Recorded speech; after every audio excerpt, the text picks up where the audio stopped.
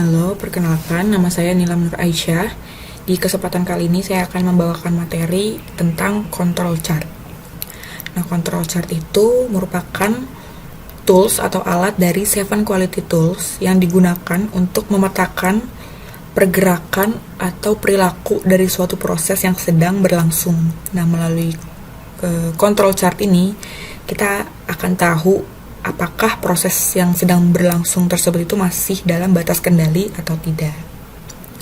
Nah, untuk control chart itu sendiri dia tipenya ada banyak. Ada EMR chart, X-bar, S chart, U chart, dan lain-lain sebagainya gitu. Terus kayak gimana sih caranya kita milih chart yang cocok dengan data yang kita punya gitu, yang sesuai dengan kondisi yang kita punya gitu. Nah, hal yang pertama itu kalian harus klasifikasiin dulu data yang kalian punya itu masuk ke dalam variables data atau atribut data. Kalau variabel data itu merupakan data yang diperoleh dari hasil pengukuran. Contohnya itu kayak berat produk, panjang produk, suhu, pH level, dan lain-lain sebagainya. Nah, kalau atribut data itu lebih seperti data yang diperoleh dari hasil perhitungan, seperti berapa banyak jumlah produk yang cacat yang dihasilkan dari suatu proses. Seperti itu bedanya. Jadi variabel data dari hasil pengukuran, atribut data dari hasil perhitungan. Nah, dari variabel data itu diklasifikasikan lagi berdasarkan subgroup size-nya. Apabila subgroup size sama dengan 1, maka dia masuk ke dalam EMR chart, atau yang kalian bisa pakai itu EMR chart. Sedangkan kalau subgroup size-nya itu lebih dari 1, itu ada dibagi dua lagi nih dari subgroup size-nya. Apakah sama dengan 8 atau kurang dari 8, atau subgroup size-nya lebih dari 8. Kalau kurang dari 8 atau sama dengan 8, itu kalian pakai yang X-bar R chart. Cuman kalau lebih dari 8, itu pakai yang X-bar S chart. Nah, itu untuk variabel chartnya, variabel data. Nah, kalau atribut data, kalian klasifikasikan dulu nih data yang kalian hitung itu defective units atau defects per unit. Bedanya itu kalau defective units itu hanya diklasifikasikan dengan dua kategori, yaitu fail atau tidak fail, defective atau non-defective. Nah, kalau defects per unit itu kalian hitung jumlah cacat yang ada dari satu produk. Misalnya saya ambil contoh satu baju ya, kaos misalnya kaos. Nah, kalau misalnya kaos misalnya dia ada robek nih, ada robek. Nah, kalau udah ada robek itu defective units itu dia ngitungnya ya udah satu kaos itu cacat atau rusak. Nah, kalau defects per unit dia itu hitung di satu kaos itu yang robek itu ada berapa sih ya. Selain yang robek misalnya dia ada lagi benangnya yang cacat. Nah, itu dihitung tuh cacatnya di satu baju itu ada berapa yang robek, ada berapa yang benangnya rusak, atau ada yang labelnya cacat. Nah, itu dihitung cacatnya berapa. Jadi dari satu produk itu bisa menghasilkan banyak cacat. Kalau defective units itu diklasifikasikan lagi subgroup size-nya. Apabila subgroup size-nya itu sama, itu pakai NP chart atau P chart. Tapi kalau misalnya size-nya itu beda, bisa pakai yang P chart. Nah, kalau defects per unit subgroup size-nya kalau misalnya sama, itu pakai yang C chart atau U chart. Nah, kalau berbeda itu bisa pakai U chart. Seperti itu. Nah, sekarang kita akan masuk ke EMR chart. Kita akan membuat EMR chart dengan bantuan software Minitab. Nah, EMR chart atau Individuals Control Chart itu digunakan apabila jumlah subgroup di masing-masing observasi yang kita lakukan itu sama dengan 1 jumlah subgrupnya. Nah, di sini udah ada contoh kasus yang dimana ada 20 batch. Dengan tiap-tiap batchnya itu kita ambil sampel sebanyak 1. Nah, data ini kalian pindahkan aja ke software Minitab kalian. Kalian pindahkan seperti ini. Kalau sudah dipindahkan, kalian ke start. Setelah itu kalian ke control chart, variable chart for individuals, lalu kalian klik yang EMR. Terus yang untuk variabelnya ini kalian pilih yang thickness. Karena kan ini yang kita ukurin adalah ketebalan dari si steel plate yang ada di contoh kasus tadi. Setelah itu kalian okein aja. Nah, setelah itu keluar hasil sebagai berikut. Cukup mudah kan kalau misalnya pakai software Minitab, hanya tinggal klik langsung keluar hasilnya. Kalau misalnya manual itu kan kita harus plot satu-satu nih data-data yang kita punya, terus baru deh kita lihat mana yang keluar dari batas UCL dan LCL. Nah, untuk IMR chart sendiri itu ada 2 grafik yang dihasilkan dari Minitab ini. Yang pertama itu yang di bawah itu ada MR chart atau moving range chart. Yang di atas itu adalah eye chart atau individual chart. Nah, untuk interpretasi hasilnya, pertama itu kalian periksa dulu moving range atau MR chartnya ini.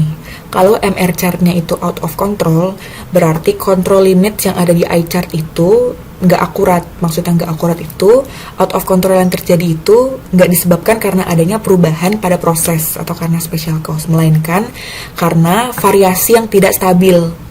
Nah, tapi kalau misalnya MR chartnya itu in control, bisa dipastikan bahwa out of control yang terjadi pada eye chart itu disebabkan karena adanya perubahan pada proses yang disebabkan oleh special cause. Sekarang kita lanjut ke X bar S chart. Nah, di sini ada case di mana kita ingin mencari tahu apakah proses delivery atau proses pengiriman dari suatu perusahaan pengiriman itu stabil atau enggak dari waktu ke waktu. Nah, si manajernya ini dia mengambil sampel secara acak, per batch-nya itu dia ngambil 10 sampel.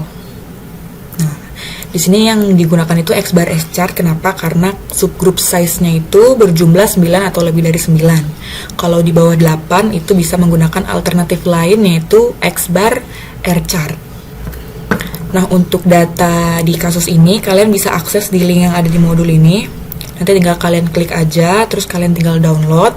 Setelah kalian download itu tinggal kalian buka.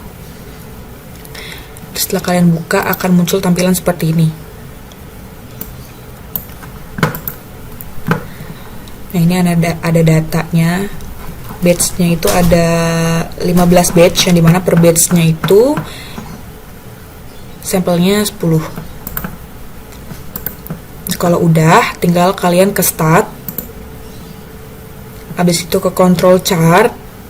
Nah, kalau untuk X bar R dan X bar S chart itu adanya di variable chart for subgroup. Kalau IMR kan tadi adanya di individual ya. Nah, kalau X bar S dan X bar R dan S itu adanya di variable chart for subgroup. Nah, ini ada X bar S, kalian tinggal klik aja.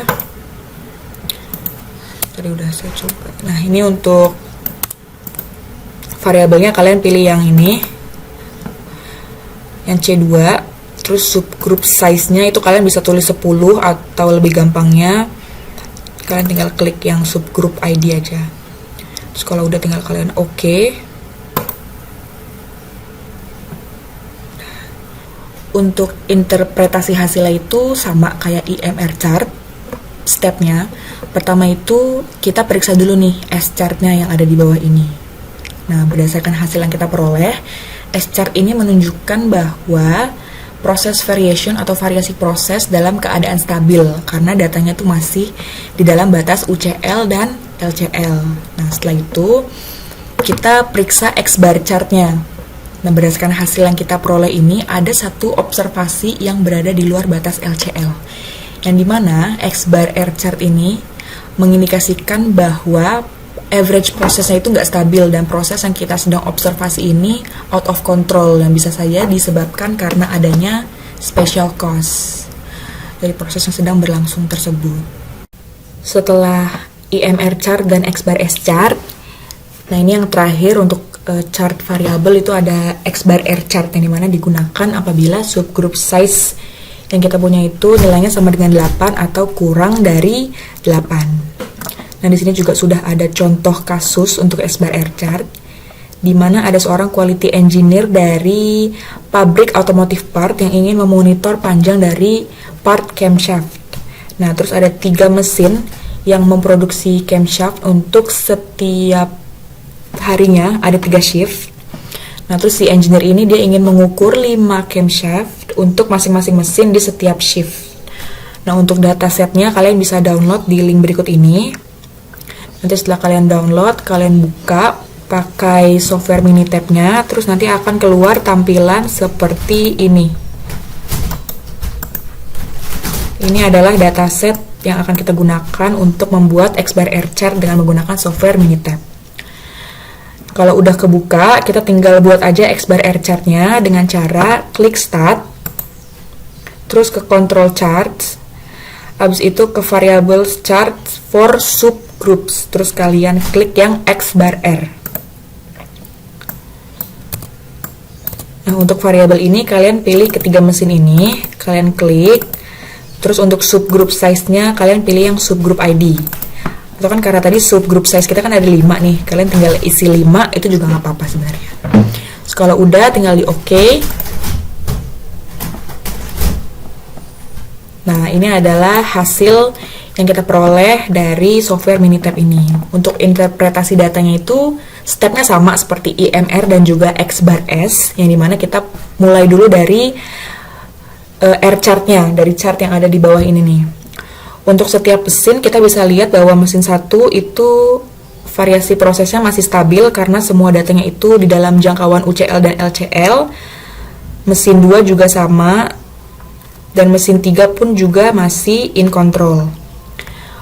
Nah, setelah kita periksa R chart-nya, sekarang kita ke X-bar chart-nya. Nah, untuk mesin 1 dan mesin 3 ini dia ada observasi yang di luar batas UCL dan juga LCL. Hal ini mengindikasikan bahwa proses yang terjadi di mesin 1 dan mesin 3 itu masuk ke dalam kategori out of control, yang dimana hal ini bisa disebabkan karena special cause. Nah, untuk mesin 2 ini dia aman karena X-bar chart-nya ini dia masih dalam in control dan masih di dalam jangkauan UCL dan juga LCL. Setelah kita membahas control chart for variable, sekarang kita akan masuk ke control chart for attributes data. Nah, ini yang pertama ada si chart. Nah, si chart ini digunakan apabila kita menghitung atau data yang kita miliki itu adalah defects per unit, yang dimana kita menghitung jumlah cacat di suatu barang, bukan menghitung banyaknya barang yang cacat, tapi menghitung jumlah cacat dari suatu barang. Nah, untuk si chart sendiri ini sudah ada contoh kasusnya, yang dimana ada sebuah perusahaan service insurance yang ingin melakukan penelitian terhadap berapa banyak sih jumlah kesalahan atau accident yang terjadi di bulan lalu. Nah, penelitian ini dilakukan untuk meninjau lebih lanjut apa sih penyebab dari kesalahan-kesalahan yang terjadi di bulan lalu, sehingga bisa dikurangin tuh tingkat kesalahannya di waktu-waktu yang akan datang. Nah, berikut udah dikumpulkan datanya selama 30 hari, jumlah accidents per harinya selama 30 hari. Nah, ini nanti kalian pindahkan datanya ke software Minitab kalian. Seperti ini. Jumlah accident sampai dengan 30 hari. Jangan sampai ada yang salah bilangannya. Kalau sudah, kalian tinggal ke Start. Setelah itu ke Control Chart. Lalu ke Attribute Chart. Setelah itu ke paling bawah yaitu C chart. Nah, untuk variablesnya ini kalian pilih yang accidents. Karena kan di sini kita ingin meninjau jumlah accidents yang terjadi. Selanjutnya tinggal di OK-in aja. Nah, ini merupakan hasilnya, hasil control chart untuk C chart dari kasus si perusahaan service insurance yang tadi kita udah bahas. Nah, dari yang bisa kita lihat ada 2 poin merah di sini. Minitab ini ngasih tahu test failed at points 6 dan 8. Berarti di observasi hari ke-6 dan hari ke-8 itu dia berada di luar batas UCL, yang mengindikasikan bahwa proses ini tuh tidak stabil atau out of control, yang harus dilakukan oleh si perusahaan service insurance ini. Itu mungkin melakukan observasi lebih lanjut, identifikasi lebih lanjut apa sih yang terjadi di observasi hari ke-6 dan hari ke-8, sehingga bisa diidentifikasi special cause apa sih yang menyebabkan proses ini tuh out of control dan tidak stabil. Selanjutnya masih di attribute chart untuk defect per unit itu ada U-chart. Nah, U-chart ini sebenarnya sama kayak C-chart. Cuman U-chart ini lebih fleksibel, dimana dia bisa digunakan di sampel yang jumlahnya sama dan juga sampel yang jumlahnya itu berbeda-beda atau bervariasi. Lalu di sini ada contoh di mana sebuah quality control unit dari industri karpet ingin melakukan inspeksi terhadap hasil akhir karpet yang dihasilkan dari suatu proses atau proses produksi. Nah, tapi karena karpetnya itu terlalu panjang, jadi setiap inspeksi itu sampelnya itu disamaratakan, diambilnya yaitu sebesar 100 meter kuadrat, yang dimana observasinya itu dilakukan sebanyak 25 kali. Lalu ini yang data yang sudah saya pindahkan ke software Minitab-nya, ada sample size dan defect. Terus observation-nya dilakukan sebanyak 25 kali. Sama seperti sebelumnya, kalau sudah itu kita ke start, lalu control charts, habis itu attribute charts, terus pilih yang U-chart. Nah, untuk variablesnya pilih yang defect, lalu subgroup size-nya kita pilih sample size yang tadi, yang ada di sini nih. Terus kalau sudah di-okein aja. Nah, berdasarkan hasil yang dikeluarkan oleh software Minitab, diketahui bahwa terdapat sampel yang keluar batas UCL, yang dimana sampel ini tuh adalah sampel dari observasi ke-11. Nah, hal tersebut mengindikasikan bahwa terdapat penyebab khusus yang mempengaruhi defect dari sampel tersebut di luar batas kontrol. Nah, hal yang perlu dilakukan yaitu adalah melakukan investigasi lebih lanjut, penyebab apa sih yang membuat proses jadi out of control seperti ini.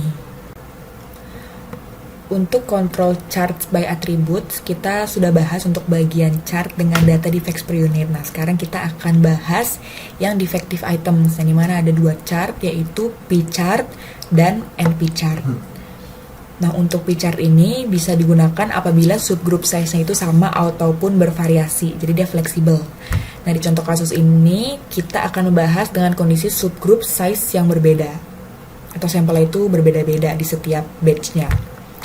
Nah, di sini sudah ada contoh, terdapat contoh di mana kalian bekerja di pabrik screen LED untuk TV misalnya, dan di setiap batch atau observasi, kalian akan mengambil tube sebagai sampel dan akan kalian periksa masing-masing sampel tersebut. Nah, kalau misalnya ada defect seperti goresan, itu berarti disingkirkan karena itu masuk ke dalam bagian defective items. Nah, ini sudah ada datanya untuk masing-masing batch, dan sampelnya juga udah ada informasinya dan lain-lain sebagainya. Kalian tinggal pindahkan aja ke software Minitab-nya.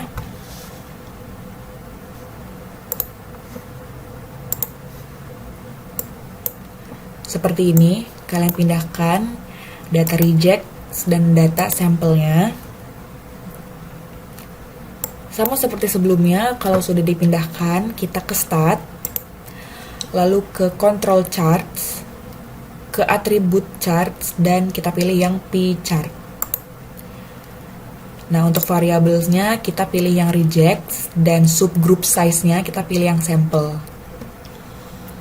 Karena kan di sini yang mau kita ukur itu dari data reject-nya, dan subgroup size-nya ini tadi itu adalah sampel yang kita ambil di masing-masing observasi atau batch-nya. Terus kalau sudah, kita okein aja.